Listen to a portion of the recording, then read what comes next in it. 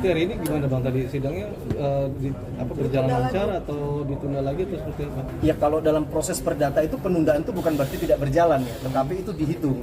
Menjalankan pada minggu ini agenda mediasi dengan apa hasilnya, nanti diberikan kesempatan minggu depan diberikan. Jadi begitu, penundaan yang dimaksud itu bukan berarti tidak terlaksana, tetapi menjalankan prosedur mediasi. Tetapi kembali lagi, apa yang mau dimediasikan belum juga mencapai titik hasil yang sama di antara para pihak. Ini kan equality before the law, persamaan di hadapan hukum. Sebagaimana klien saya sekalipun sebagai tergugat, dia juga punya hak untuk meminta apa ya, CSB hadir secara langsung, tidak melalui kuasa hukum. Tadi disampaikan oleh Pak Vincent ya, kita tanggalkan dulu itu masalah pasal, masalah aturan, masalah kuasa hukum, dan saya pun siap selaku kuasa hukum. Kita tidak mengompor-ngompori, bahkan kita mundur, tapi CSB mau nggak hadir, kan begitu? Itu yang menjadi pertanyaan, mungkin nanti ditanyakan aja sama kuasa hukum. Berarti hari ini memang prinsipal sendiri tidak hadir. Ya sebagaimana teman-teman lihat, tidak ada, kan begitu? Alasannya mungkin Bang menyampaikan alasannya atau tidak? Ya, tadi ada masuk dalam materi mediasi, kita tidak ingin melampaui batas kewenangan ya, karena mediasi kan sifatnya tertutup juga. Kalau kami sampaikan kan juga kita tidak menghargai apa yang menjadi rahasia dari pengadilan. Kan begitu. Terus tadi tidak ada pencapaian apapun Bang, kesepakatan apa? Penawaran dari pihak lawan, penawaran dari pihak lawan, kan begitu. Tetapi kembali lagi, klien saya, Bu Jessica dan Pak Vincent tetap pada prinsipnya, sebelum masuk pada pokok materi apa yang mau ditawarkan untuk damai, terlebih dahulu person ketemu person. Hati ke hati lah. Kan begitu. Kan mediasi kan damai. Jadi kita tetap hormatin kuasa hukum kita dan juga pasal-pasal, tapi buat saat ini kita lupain itu dulu. Kita benar-benar ngomong hati ke hati biar bisa damai, kayak gitu. Itu yang saya ingin dan juga istri saya. Jadi tetap pada mediasi ya, lanjutan. Iya, tetap memberikan kesempatan 1 minggu lagi kan. Ada prinsipnya dari Bu Jessica, Pak Vincent ini terbuka juga, bukan orang yang maksudnya karena ada masalah terus melihat hal harus perang, tidak ada begitu. Kan siapa kita? Tetapi kembali lagi, apakah dia mampu untuk menghadirkan si kuasa hukumnya, mampu menghadirkan prinsipalnya, kan di situ. Hargailah kaidah-kaidah hukum yang kita masukkan di situ. Jadi sendiri cukup kecewa dengan sikap mereka, prinsipal yang tidak hadir juga hari ini. Tidak hadir.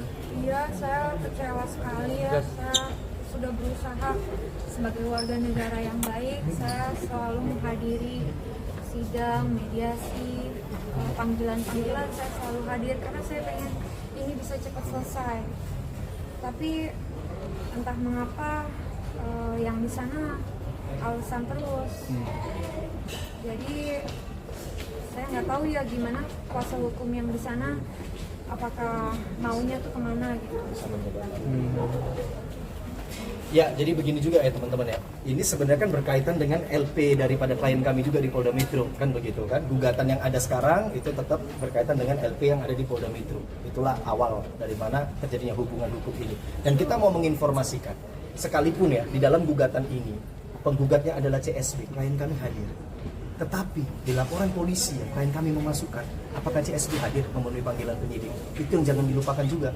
Sebagaimana kita sudah mendapatkan tembusan bahwa LP yang ada di Polda Metro Jaya terhadap CSB sudah naik ke tahap penyidikan.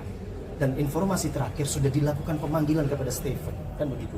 Karena ini yang perlu digarisbawahi, tiada satu orang yang bisa menghindar daripada panggilan kepolisian. Ada pasal tersendiri itu kalau sudah masuk pro justisia.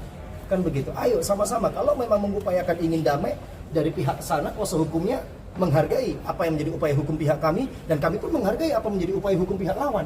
Kita hadir di sini kan karena gugatan mereka. Salinglah menghargai kaidah-kaidah hukum ini. Kalaupun memang dia merasa kliennya tidak bersalah, CSB-nya sendiri merasa bahwa dia tidak bersalah, hadir dulu di penyidik, kan begitu. Sampaikan materi apa yang menjadi pembelaanmu, bahwa ini misalnya bukan dugaan tindak pidana. Harusnya kan equalnya seperti itu. Kan begitu kan? Ini panggilan kepolisian loh. Sekali lagi saya cuma mengingatkan, kita sebagai kuasa hukum ini terbatas. Sebagaimana yang memiliki kepentingan hukum adalah klien kita masing-masing. Kuasa hukum itu sifatnya hanya mendampingi di dalam proses pidana. Di dalam perdata bisa mendampingi ataupun mewakili. Jadi esensi-esensi itu jangan sampai ditanggalkan. Berarti dinilai tidak kooperatif Bang? Ya itu nanti yang bakal menjadi ini ya, kewenangan penyidik ya, kan begitu kan. Tetapi kita kan juga sebagai pelapor, sebagai korban, Bu Jessica dan Pak Vincent berhak untuk menanyakan kepada penyidik yang menangani. Dan kami mendapatkan informasi memang sudah naik ke tahap penyidikan, bukan lagi penyelidikan, dan sudah dilakukan pemanggilan kepada Stephen. Nanti kita akan menanyakan lagi itu. Ini demi kepastian hukum. Kan begitu. Seseorang yang melapor kepada kepolisian berarti kan minta perlindungan hukum terhadap case yang dia hadapi, perkara yang dia hadapi. Nah, kemudian dari pihak lawan, ya harusnya kan begitu. Kalaupun dia mengatakan, preskon bisa mengatakan ada dugaan ini dari korporat lah apa, dia sampaikanlah di depan penyidik, kan begitu kan. Kembali lagi kita menghargai sama-sama prosedur kaidah-kaidah hukum. Sudah berapa kali panggilan tidak Informasinya kemarin baru 1 kali. Nanti ini kita mau tanyakan ini. Apakah sudah dilakukan pemanggilan kedua kali? Kan begitu kan? Jadi akhirnya harus bolak-balik pengadilan pengadilan Polda. Akhirnya ini menguras tenaga, pikiran segala macam. Tapi belum menemukan titik hasil yang baik atau yang sesuai diharapkan. Aja sendiri gimana? Iya, saya sebagai seorang ibu, saya perempuan ya. Saya ini sekarang lagi menyusui. Saya juga masalah ini tuh udah jadi beban pikiran saya kan. Saya kan menyusui.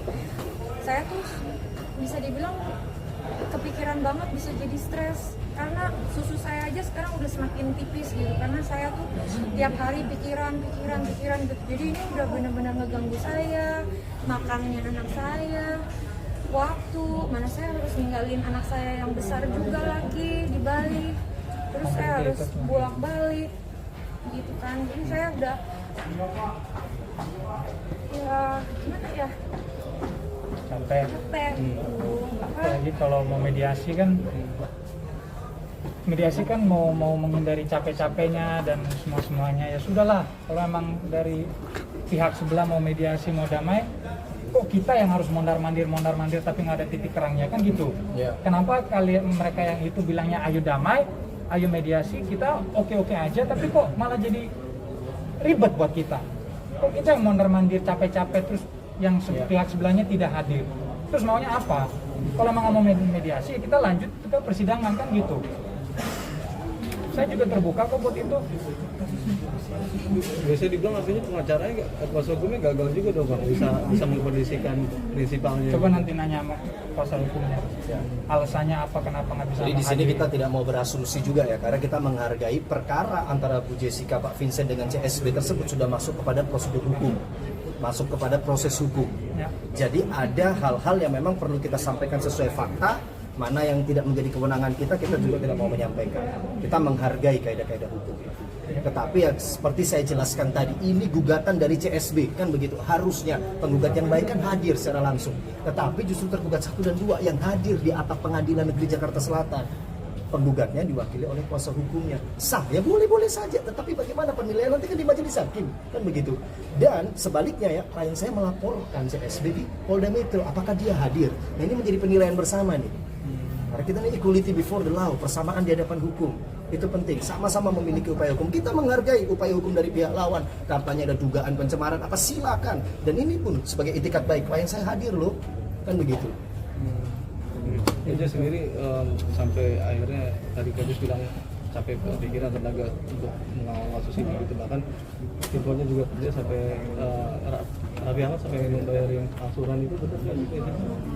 ya kemarin sih kebetulan kita ketemu di acara, terus kan saya ditanya, jadi saya jawab, terus ya kita bercanda-bercanda lah gitu ya di acara itu juga. Terus Raffi ada ngomong, katanya aku bantuin deh kamu Jas, aku kasihan lihat kamu, aku bantuin 1 bulan angsuran gitu.